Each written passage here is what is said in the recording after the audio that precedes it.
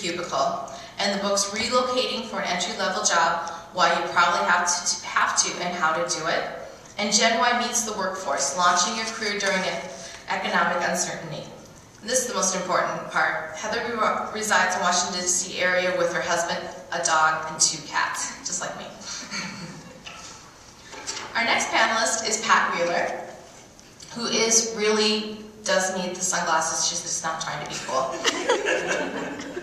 Pat is the Director of Marketing responsible for written, verbal, visual, electronic communications for Cultural Tourism DC external audiences. She oversees branding, marketing, communications, and public relations. Prior to Cultural Tourism DC, she was marketing communications consultant, where she provided strategic planning, media relations, crisis communications, meeting training, advertising, marketing research, and such clients as the Grameen Foundation, OMB Watch, DC Water and Sewer Authority.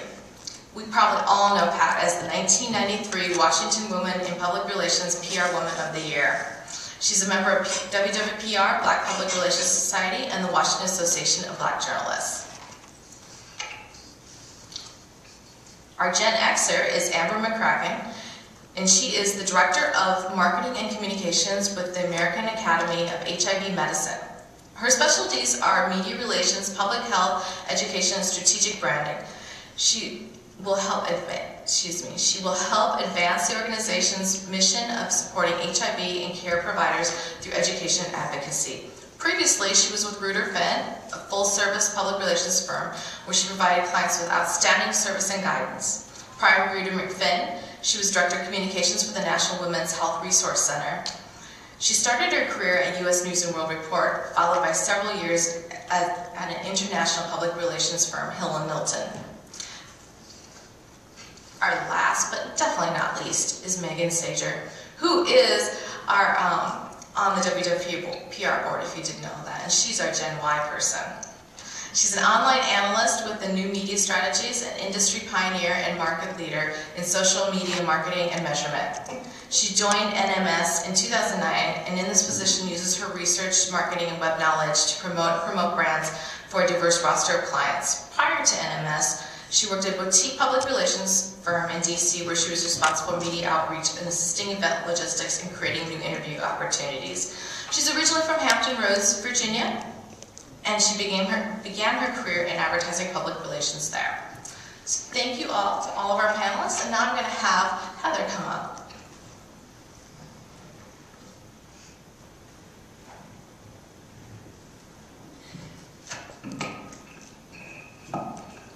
Thank you so much for having me.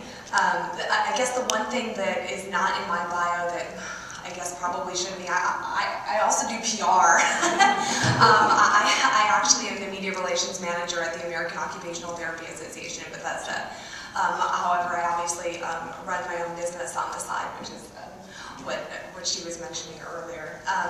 Now, before I get too far here, I wanted to mention that they collected business cards because I'm going to be giving away a few books.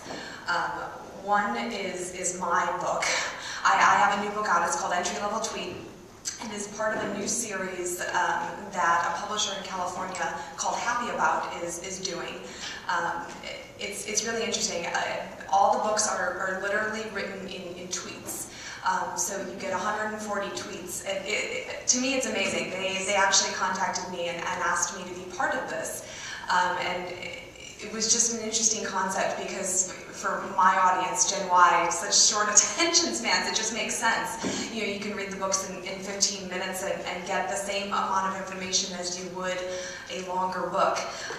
The reason I mention that is because another book I'm going to be giving away to on the employer side is written by a friend of mine named Alexandra Levitt. I don't know if any of you have heard of her, but she's very well-known workplace expert. She writes a column for the Wall Street Journal about careers and transitioning. It's called Reinvent. But anyway, hers is called Millennial Tweet. And so it's very applicable, obviously, to this audience. I actually wanted to start off by reading her descriptions of the 3 generations in the workplace. Actually, there are 4 generations in the workplace. A couple people vary on what the 4 generations are. Some people actually split Gen X into 2. And some people go even further back, I guess you could say, than the boomers. She calls them traditionalists, basically the people who were born before boomers, before 1946. But we're going to skip all that since we don't have a traditionalist up here, and we don't have a Joneser, as Lisa Worrell calls them. She actually splits Generation X into two. I have a book by her here as well for the millennial crowd. It's called Millennials into Leadership. It's a really, really great book about being a millennial leader in the workplace. But anyway, okay, so baby boomers are actually born between 1946 and 1964. And as Alexander Levitt says, they're the hippies and yuppies who worshipped the Beatles and clawed their way to the top. Generation X was born between 1965 and 1977, and they're the loners who learned to be self-reliant, when their parents left them alone with latchkeys. Millennials were born after 1978, although some people say 1980. There's a debate going on about that. I happen to agree with her in terms of the 1978. They're the techies whose parents taught them that they were special and entitled. Not all age-related stereotypes are false. If you listen to people in your office, you can hear clear differences in the way they talk. For example, baby boomers might say, I paid my dues to get more money. We're doing something right to be in business this long. Get your feedback at the review. Gen Xers might say, company loyalty? What's that? I can manage my own career, thank you very much. Give me skills or give me death.